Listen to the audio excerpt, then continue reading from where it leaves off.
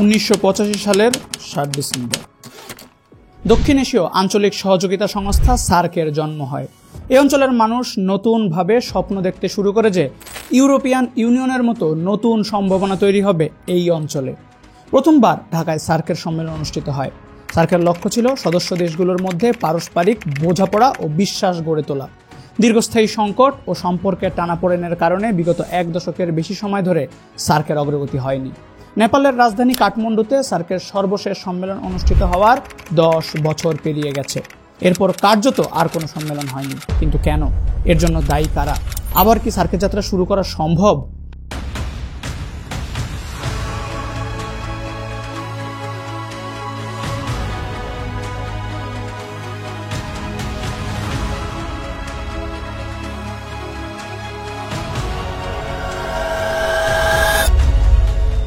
বাংলাদেশের সাবেক রাষ্ট্রপতি জিয়াউর রহমান ছিলেন সার্কের স্বপ্নদ্রষ্টা। তার হাত ধরেই সার্কের জন্ম হয়। 1980 সালে জিয়াউর রহমান প্রস্তাবনা পেশ করেন। জিয়াউর রহমান দক্ষিণ এশিয়ার 7 দেশের রাষ্ট্রপ্রধানদের সাথে আলোচনা শুরু করেন। এরপর 1981 সালে কলম্বোতে অনুষ্ঠিত পররাষ্ট্র মন্ত্রী পর্যায়ের বৈঠকে এই প্রস্তাব গ্রহণ করা হয়। বাংলাদেশ, ভারত, ভুটান, মালদ্বীপ, শ্রীলঙ্কা, নেপাল ও পাকিস্তান নিয়ে যাত্রা শুরু করা সার্কের বর্তমান সদস্য সংখ্যা 8।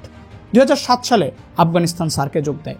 সার্কের প্রধান উদ্দেশ্য ছিল যে সদস্য দেশগুলোর মধ্যে অর্থনৈতিক, সামাজিক, সাংস্কৃতিক অগ্রগতির জন্য প্ল্যাটফর্ম তৈরি করা। SAARC preferential trading arrangement SAPTA ও South Asian free trade area SAFTA চুক্তির মাধ্যমে আঞ্চলিক বাণিজ্য সহজ হয়। সার্কের আওতায় শিক্ষা, স্বাস্থ্য ও পরিবেশ সংক্রান্ত বিভিন্ন প্রোগ্রাম হয়। বিভিন্ন দেশে প্রাথমিক শিক্ষার হার বৃদ্ধি পায়, স্বাস্থ্যসেবার উন্নয়ন হয়। রাজনৈতিক মতবিরোধ, বিশেষ করে ভারত পাকিস্তান দ্বন্দ্বের কারণে সার্কের কার্যকারিতা কমতে শুরু করে। সার্কের 8 সদস্য দেশের মধ্যে ভারত ও পাকিস্তান সবচেয়ে বড় আর প্রভাবশালী।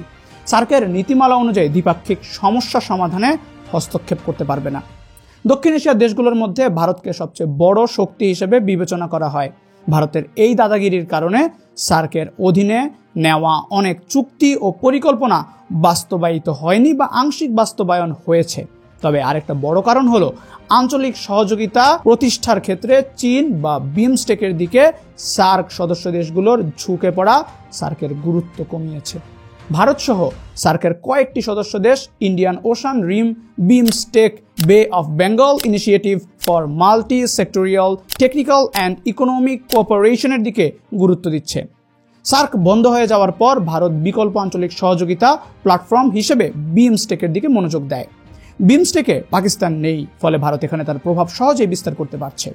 বাংলাদেশ, ভুটান, নেপাল, শ্রীলঙ্কা বিভিন্ন সময়ে সার্কের পুনরুজ্জীবনের জন্য আলোচনা করলেও তারা ভারত ও পাকিস্তানের দ্বন্দ্বে জড়িয়ে পড়তে চায় না।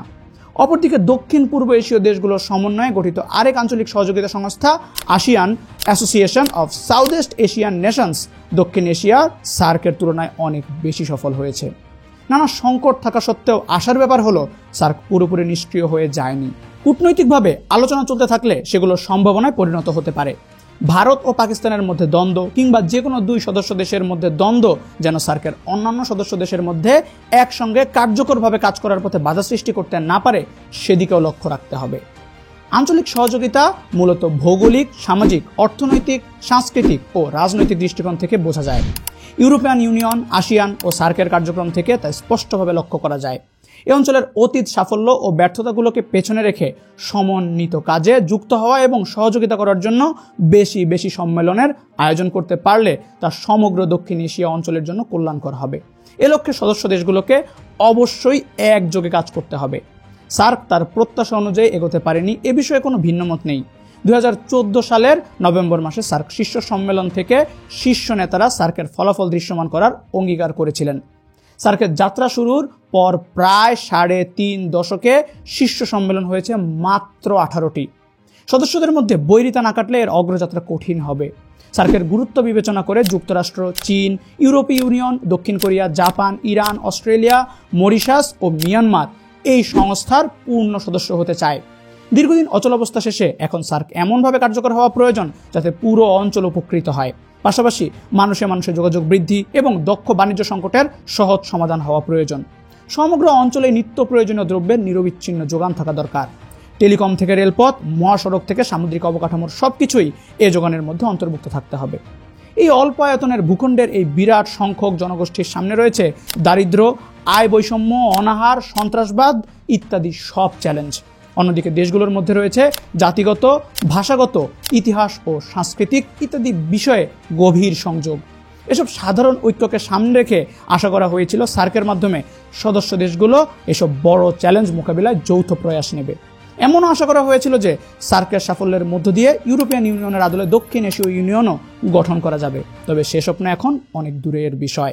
তবে কি সার্ক সম্পূর্ণ ব্যর্থ একটি উদ্যোগ? এর উত্তরে হ্যাঁ বললে সংস্থাটি সম্পর্কে অবিচার করা হবে। ইতিমধ্যে এর অধীনে অন্তত 9টি গুরুত্বপূর্ণ চুক্তি ও 6টি সনদ স্বাক্ষরিত হয়েছে। এর মধ্যে রয়েছে দক্ষিণ এশীয় যুক্ত বাণিজ্য চুক্তি, সাফটার মতো গুরুত্বপূর্ণ পদক্ষেপ। কাঠমান্ডুতে গঠিত হয়েছে সার্ক সচিবালয় এবং দিল্লিতে দক্ষিণ এশীয় বিশ্ববিদ্যালয়। একই সঙ্গে এ ধরনের উপ আঞ্চলিক জোট গঠনের ক্ষেত্রেও ভারতই যেহেতু প্রধান নিয়ামক, সেজন্য তাকে দায়িত্ব নিয়ে এগোতে হবে। যদিও তা বর্তমান মোদী সরকার করবে কিনা তা নিয়ে আমি নিজেও সন্দিহান। জোটভুক্ত প্রতিবেশী দেশগুলোর আস্থা অর্জনে আরও বেশি দায়িত্ববান হতে হবে। ছোট প্রতিবেশীরা নিজেদের হেয় ভাবতে পারে এমন কোনো আচরণ ভারতের কাছ থেকে কাম্য হবে না। সার্কের সদস্য রাষ্ট্রগুলোর মধ্যে ইউরোপীয় ইউনিয়নের মতো কম শুল্কে বাণিজ্য করা ও বাণিজ্য বৃদ্ধির লক্ষ্যে 2004 সালে ইসলামাবাদ সম্মেলনে south Asian free trade area সাফটা চুক্তি স্বাক্ষর হয়েছিল, কিন্তু পরে তা আলোর মুখ দেখেনি। এ নিয়ে প্রজ্ঞাপন জারি করলেও সদস্য রাষ্ট্রগুলোর অনিচ্ছায় সাফটা চুক্তি অকাল মৃত্যু ঘটে, যা সার্কের প্রধান ব্যর্থতার একটি। সার্কের মতো এরকম কোনো সংস্থা আবার তৈরি করা যাবে কিনা বা গেলেও সেটা সফল হবে কিনা সেটা নির্ভর করবে সদস্য দেশগুলোর পারস্পরিক সহযোগিতা ও প্রচেষ্টার উপর। কিন্তু এই অঞ্চলে ভারত আর পাকিস্তানের মতো বৃহৎ রাষ্ট্রের মধ্যকার দ্বন্দ্ব এখানে যে কোনো সংস্থার সফলতার জন্য বড় বাধা। তুলনামূলক ছোট রাষ্ট্রগুলো এসব সংস্থায় বিশেষ কোনো প্রভাব বিস্তার করতে পারে না এবং বিশেষ কোনো সুবিধাও আদায় করতে পারে না। তাই বিগত 15 বছর বাংলাদেশের ক্ষমতাসীন আওয়ামী লীগ এবং শেখ হাসিনাও বেশ নিষ্ক্রিয় ভূমিকা পালন করে গেছেন। আর পাশাপাশি ভারতের তাবেদারি করার বিষয়টা তো আছেই। তবে দক্ষিণ এশীয় আঞ্চলিক সহযোগিতা সংস্থা সার্কের চেতনাকে পুনরুজ্জীবিত করতে হবে বলে জানিয়েছেন অন্তর্বর্তীকালীন সরকারের প্রধান ডক্টর মোহাম্মদ ইউনুস। তিনি বলেন, দক্ষিণ এশীয় আঞ্চলিক সহযোগিতা সংস্থা সার্ক চেতনার পুনরুজ্জীবন ঘটাতে হবে। যদিও সার্ক একটি মহৎ উদ্দেশ্য নিয়ে গঠিত হয়েছিল, কিন্তু এখন কেবল কাগজে কলমেই বিদ্যমান। সার্কে অনেক গবেষণা মৃতদেহ সঙ্গে তুলনা করেন, যার অস্তিত্ব থাকলেও প্রাণ নেই। পৃথিবীর অন্যান্য আঞ্চলিক সংস্থা, ইউরোপীয় ইউনিয়ন, আসিয়ান ও আফ্রিকান ইউনিয়নের সফলতা আজ সেসব আঞ্চলিক উন্নয়নে অগ্রসর ভূমিকা পালন করে আসছে। এই আঞ্চলিক সংস্থার মতো দক্ষিণ এশিয়ার এই আঞ্চলিক সংস্থা ভূমিকা রাখতে পারত। তবু এখনও আশার আলো দেখতে পাই যদি সার্কভুক্ত রাষ্ট্রপ্রধানদের আন্তরিক প্রচেষ্টা নিয়ে সার্ককে পুনরুজ্জীবিত করার চেষ্টা করে। ভারত ও পাকিস্তান এই অঞ্চলের সামগ্রিক সাফল্যের কথা চিন্তা করে ভারত এই ক্ষেত্রে গুরুত্বপূর্ণ ভূমিকা পালন করতে পারে।